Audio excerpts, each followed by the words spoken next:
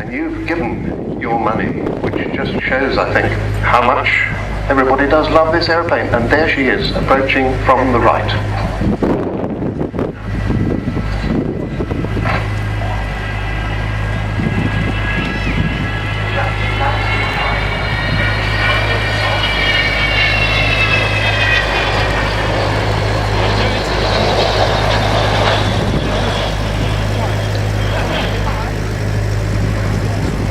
Now, if you were expecting a very loud noise from the Vulcan, well, she can sneak up on you as well.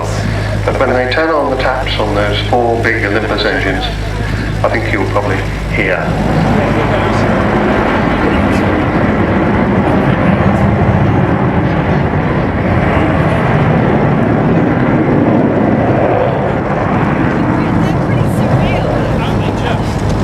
Now, they being in the left-hand seat, Phil O'Dell, Hob, employed by Rolls-Royce as their test pilot. He gets to fly this Spitfire when it's airworthy. And sitting in the right-hand seat, not captaining today, is the chief pilot of the Vulcan of the Sky Trust, Martin Withers, DFC. Yes, that Martin Withers, the one who flew Vulcan 607 down to the Falkland Islands 30 years ago this year and dropped 21 1,000-pound bombs on Port Stanley, 2 of which hit the runway, and that's about par for the course for World War II dumb, unguided bombs. So Vulcan coming back in towards us. As I say, this is her first display. They've not had many practices at this, so they're doing pretty much the same as they did last year.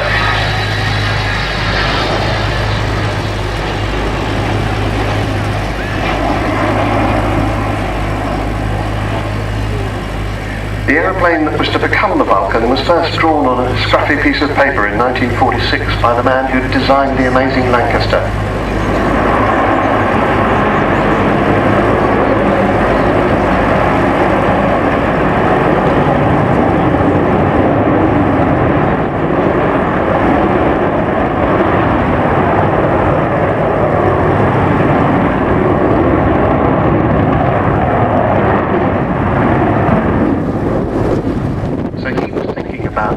Amazing aeroplane 5 years after the Lancaster first flew. It's quite extraordinary. And she eventually flew in 1952, by which time, sad to say, Roy Chadwick, great Lancaster and Vulcan designer, had died in an aircraft crash. But his work was taken on by Stuart Davis. And so 11 years after the Lancaster flew, this aeroplane flew. But you might think they came from different centuries.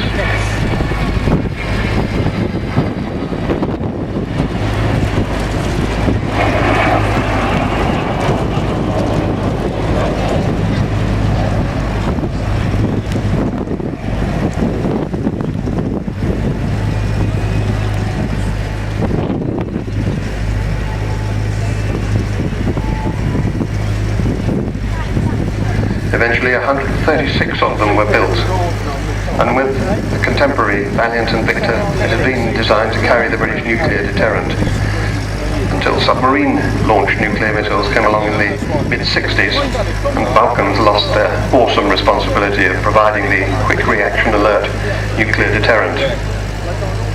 And when they did that, they changed their colour. They'd been brilliant white anti-nuclear flash, and they changed to this camouflage scheme, becoming low-level operating conventional bombers, although still capable of nuclear weapons.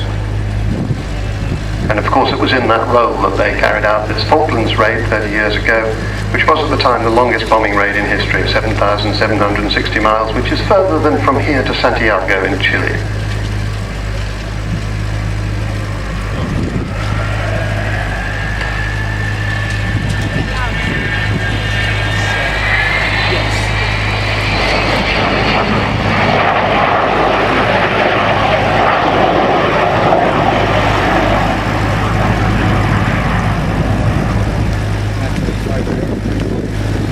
This particular aeroplane was the first B-2 version of the bomber, second Mark, into RAF service in Bomber Command in 1960.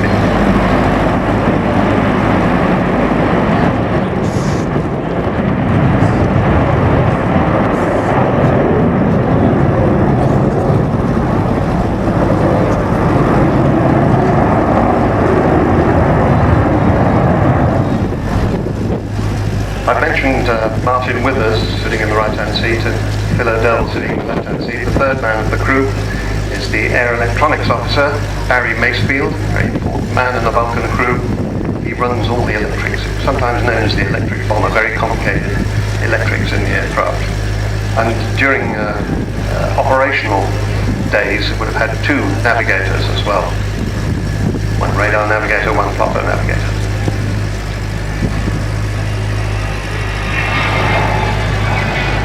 Bomb doors open. There you can see where those 21 1,000-pound bombs fit.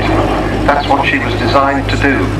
Also designed for a very big nuclear weapon. But eventually, right at the end of her service days, carrying that 21,000 pounds, 10 tons give or take, of bombs. So this very elegant colour scheme, distinctive camouflage which looks so good against those white puffy clouds. She carries the Lincoln coat of arms on her tail fin. It's because, of course, Lincoln is always thought of as the centre of bomber country. And the panther's head of number 1 group on the nose, representing all of the Vulcan squadrons in the 1970s. And the more recent addition, the spirit of Great Britain, is painted on her nose because she does encapsulate, I believe, all that we like to stand for. The great British never say die bulldog spirit, because of course this aeroplane has lurched from financial crisis to financial crisis, even threatening to sack all the paid engineering staff several times. But she's still here, thanks to you. Bomb doors closing.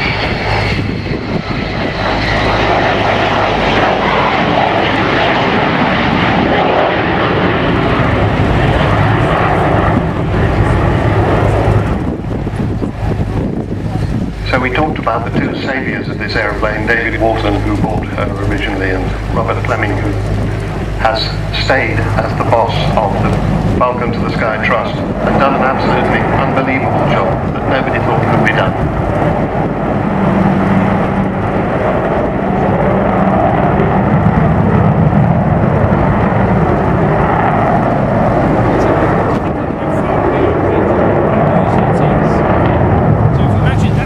And as you can see, she is almost as manoeuvrable as a fighter. In fact, in the very early days of her displays, at the very early Farnborough days, the first time she was ever seen in public wasn't very long after her first flight in the great Rory Fulton test pilot rolled her completely round in a small barrel roll that looked pretty much like a slow roll. And everybody thought that a bomber couldn't do that. He showed that he could. And incidentally, she doesn't have the big kind of control yoke that large aircraft normally have. Each pilot has a single fighter type joystick to control it.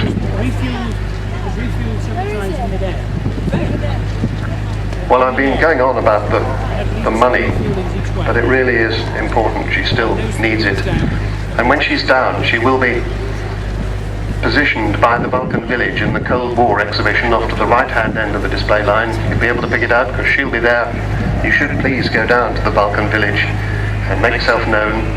They'll be really happy to see you. All sorts of good things to buy and ways of supporting this magnificent airplane, doing a low, slow, wheels down flight path.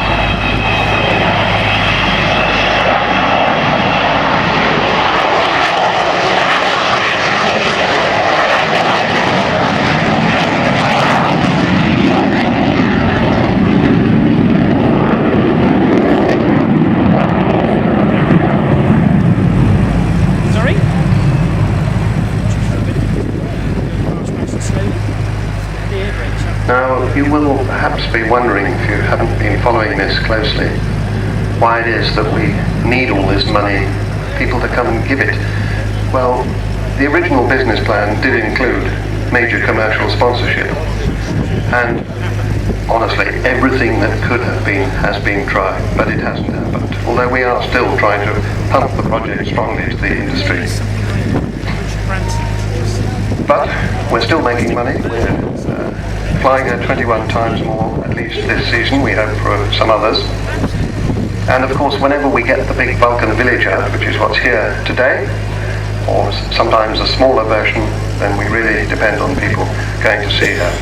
But it's strange that we haven't got a named sponsor. No one's come forward. It's odd that, because one of the things that she does outstandingly well is to inspire and excite the next generation of British engineers and designers by her example of what can be achieved. So I would have thought big companies would be queuing up to support her.